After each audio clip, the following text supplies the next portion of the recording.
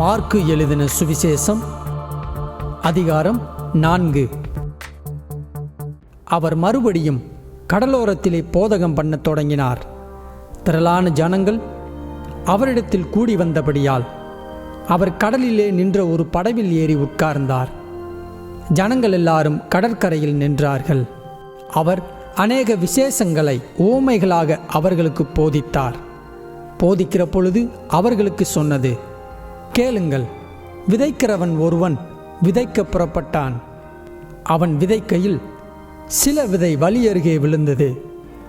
ஆகாயத்து பறவைகள் வந்து அதை பட்சித்து போட்டது.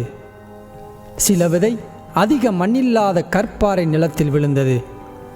அதற்கு ஆழமான மண்ணில்லாததினாலே சீக்கிரத்தில் முளைத்தது. வெயில் ஏறின போதோ தீந்து போய் வேறில்லாமையால் உலர்ந்து போயிற்று. சில விதை முள்ளுள்ள இடங்களில் விழுந்தது. முள் வளர்ந்து அது பலன் கொடாதபடி அதை நெருக்கி போட்டது. சில விதை நல்ல நிலத்தில் விழுந்து ஓங்கி வளருகிற பயிராகி 1 30, 1 60, 1 100 பலன் தந்தது. கேட்கிறதற்கு காதுள்ளவன் கேட்க கடவன் என்று அவர்களுக்கு சொன்னார்.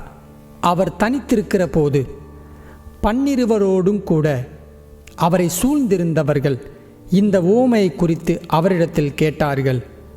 அதற்கு அவர், தேவனுடைய ராஜ்யத்தின் இரகசியத்தை அறியும்படி உங்களுக்கு அருளப்பட்டது. புறம்பே இருக்கிறவர்களுக்கோ இவைகளெல்லாம் உவமைகளாக சொல்லப்படுகிறது.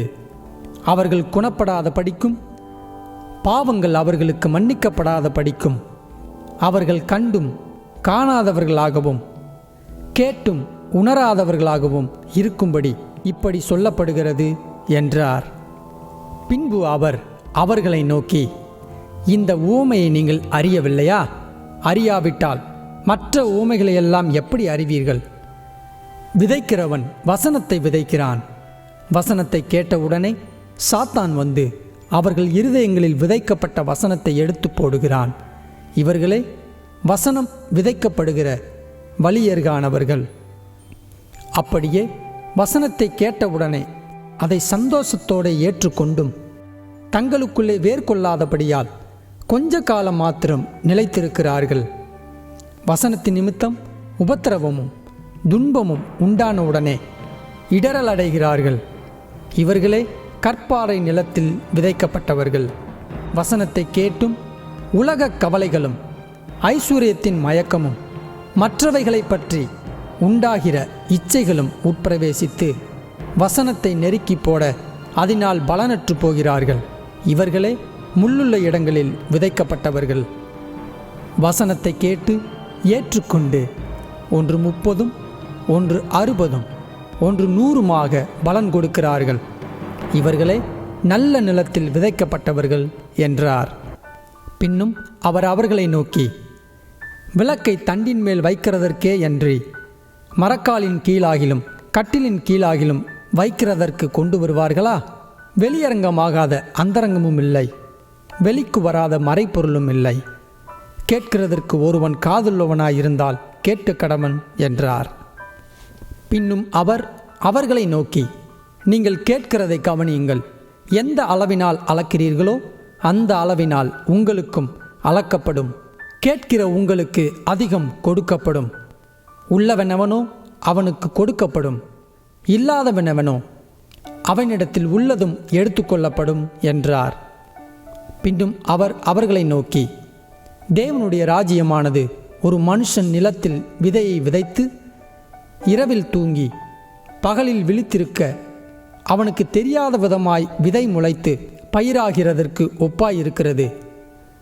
எப்படியென்றால், நிலமானது முன்பு முளையையும் பின்பு கதிரையும் கதிரிலே நிறைந்த தானியத்தையும் பலனாக தானாய் கொடுக்கும். பயிர் விளைந்து அறுப்பு காலம் வந்தவுடனே அறுக்கிறதற்கு ஆட்களை அனுப்புகிறான் என்றார். பின்னும் அவர் அவர்களை நோக்கி, தேவனுடைய ராஜ்யத்தை எதற்கு ஒப்பிடுவோம்? அல்லது எந்த உவமையினாலே அதை திருஷ்டாந்தப்படுத்துவோம்? அது ஒரு கடுகு விதைக்கு ஒப்பாயிருக்கிறது. அது பூமியில் விதைக்கப்படும் போது பூமியில் உள்ள சகல விதைகளிலும் சிறிதாயிருக்கிறது. விதைக்கப்பட்ட பின்போ அது வளர்ந்து சகல பூண்டுகளிலும் பெரிதாகி ஆகாயத்து பறவைகள் அதனுடைய நிழலின் கீழ் வந்தடையத்தக்க பெரிய கிளைகளை விடும் என்றார். அவர்கள் கேட்டறியும் திராணிக்கு தக்கதாக அவர் இப்படிப்பட்ட அநேக உவமைகளினாலே அவர்களுக்கு வசனத்தை சொன்னார். உவமைகளினாலே அன்றி அவர்களுக்கு ஒன்றும் சொல்லவில்லை. அவர் தம்முடைய சீசரோடே தனித்திருக்கும் போது அவர்களுக்கு எல்லாவற்றையும் விவரித்து சொன்னார். அன்று சாயங்காலத்தில் அவர் அவர்களை நோக்கி, அக்கரைக்கு போவோம் வாருங்கள் என்றார். அவர்கள் ஜனங்களை அனுப்பிவிட்டு அவர் படவில் இருந்தபடியே அவரை கொண்டு போனார்கள். வேறே படவுகளும் அவரோடே கூட இருந்தது. அப்பொழுது பலத்த சுழல் காற்று உண்டாகி படவு நிரம்பத்தக்கதாக அலைகள் அதன் மேல் மோதிற்று. கப்பலின் பின்னணியத்தில் அவர் தலையணையை வைத்து நித்திரையாயிருந்தார். அவர்கள் அவரை எழுப்பி, போதகரே, நாங்கள் மடிந்து போகிறது உமக்கு கவலை இல்லையா என்றார்கள். அவர் எழுந்து காற்றை அதட்டி கடலை பார்த்து, இறையாதே, அமைதலாயிரு என்றார். அப்பொழுது காற்று நின்று போய் மிகுந்த அமைதல் உண்டாயிற்று. அவர் அவர்களை நோக்கி, ஏன் இப்படி பயப்பட்டீர்கள்? ஏன் உங்களுக்கு விசுவாசம் இல்லாமல் போயிற்று என்றார். அவர்கள் மிகவும் பயந்து, இவர் யாரோ, காற்றும் கடலும் இவருக்கு கீழ்ப்படுகிறதே என்று ஒருவரோடொருவர் சொல்லிக் கொண்டார்கள்.